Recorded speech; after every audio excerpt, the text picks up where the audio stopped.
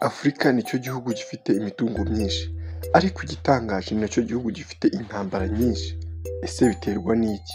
Ko kiba gifite ubutunzi kikaba gifite n'abantu, kirabura iki ngo kireke izo ntambara? Tugiye kubiganiraho rero, uramenya igitera izo ntambara, umenye ikibyihishe inyuma. Ese niki gituma amahoro akomeje kuba inzozi kuri benshi muri Afurika?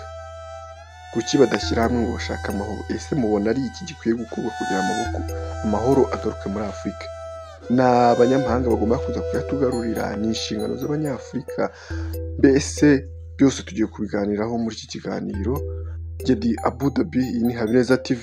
Wowe tugiye kubana, uraza gusoza ikiganiro umenye neza icyakorwa ndetse n'izo ntambara ziba, uburyo zibamo n'intandaro yazo kugira ngo zibe. Tugiye kubana rero muri iki kiganiro ku buryo burambuye. Mbahaye ikaze, mwivemo ikaze. Kora subscribe, like, share, fungura n'inzogera, ubundi wibuke no kwandika comment tubwire icyo wumva twakoraho mu minsi iri imbere.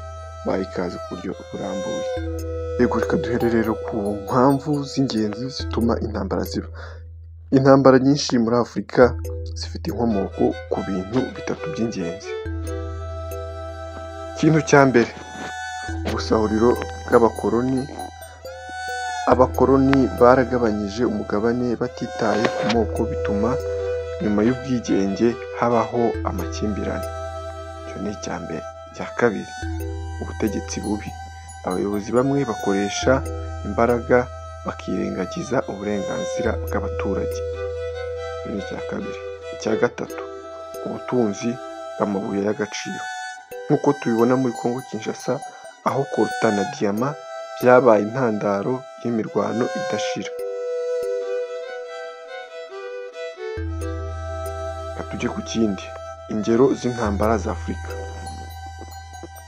Reka turebe ingero zigaragaza uburyo intambara zakomeje gusenya Afurika. Sudani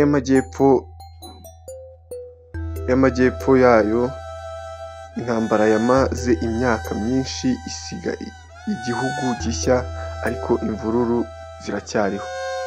Naho muri Kongo Kinshasa, intambara hagati y'ingabo za leta n'imitwe yitwaje intwaro imaze imyaka irenga 20. Ethiopia, imirwano yahitanye ibihumbi by'abantu. Mali, Niger, Burkina Faso haracyakorerwa ibitero n'imitwe y'intagondwa. Muri Somalia naho Al-Shabaab ikomeje guteza umutekano muke. Intambara zose ziratwibutsa ko amahoro ari umusingi w'iterambere. Turebe ku bijyanye n'ingaruka z'intambara. Intambara zirasiga ubukene, inzara n'amaganya. Abana barahunga, amashuri arasenyuka, abagore n'abasore bagatakaza icyizere cy'ubuzima. Ibihugu byinshi bya Afurika bikoresha amafaranga menshi mu ntwaro aho kuyashora mu burezi n'ubuzima. Intambara ntizikira utsinda, buri gihe zisiga amarira n'amaraso. Icyakorwa ni iki kugira ngo ese izi ntambara zo muri Afurika zibe zahoshwa? Afurika ishobora guhinduka umugabane w'amahoro niba twese dufatanyije.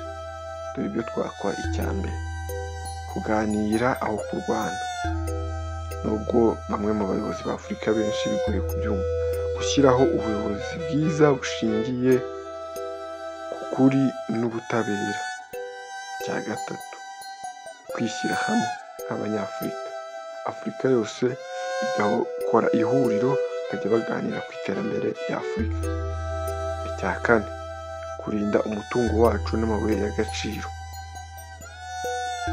Nta wundi uzakiza Afurika uretse abanyafurika ubwabo. Katugane mu bice bya nyuma by'umusozo.